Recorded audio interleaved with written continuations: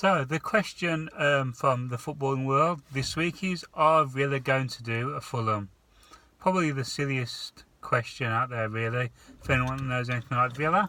Complete opposite. So Villa, people that talk about Villa scraping in through the playoffs, backdoor, is a load of rubbish, because you got to look at Villa from January onwards. When Dean Smith took over the middle to the end of October, he needed a couple of months to settle in.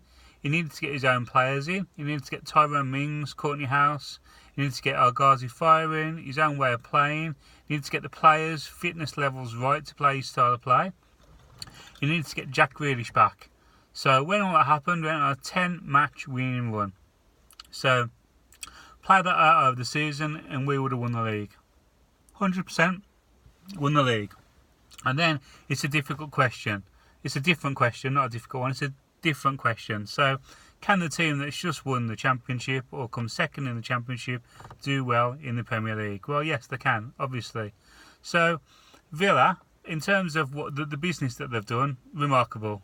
So some of the football pundits have said, instead of spending 100-odd million on 10 players, we should have spent it on 3 players.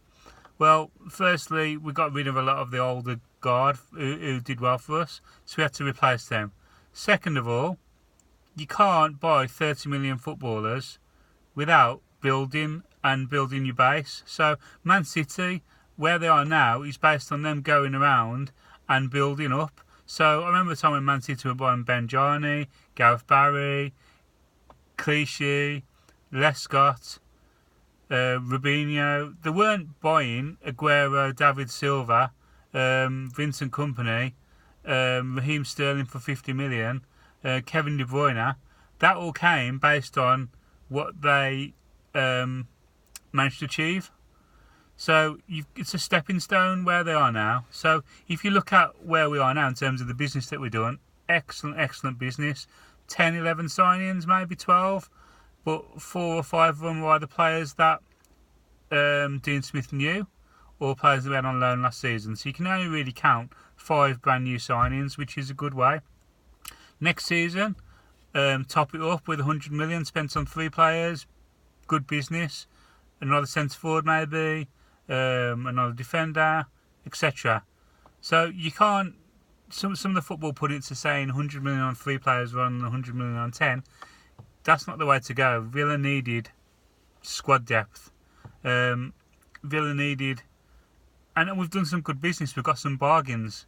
So we didn't need to spend 100 million on 3 players, even if we could. We needed to widen it, increase the squad, release 14 players or sold. So we had to bring in roughly the same to replace them. And next season, you'll see us probably making bigger purchases if we're able to go forward. But to suggest that we're like Fulham, I don't really want to say Wolves, because we're a bigger club than Wolves, but we're more along the lines of a Wolves model in terms of what we've done, in terms of loans to buy and things like that. Unfortunately, we couldn't get Abraham and Tuanzebe because the parent clubs wanted them, United and Chelsea. But every loan that we had was a loan to buy.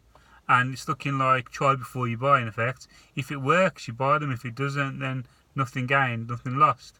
So, Mings, House, El Ghazi, great signings for last season, and now permanent deals.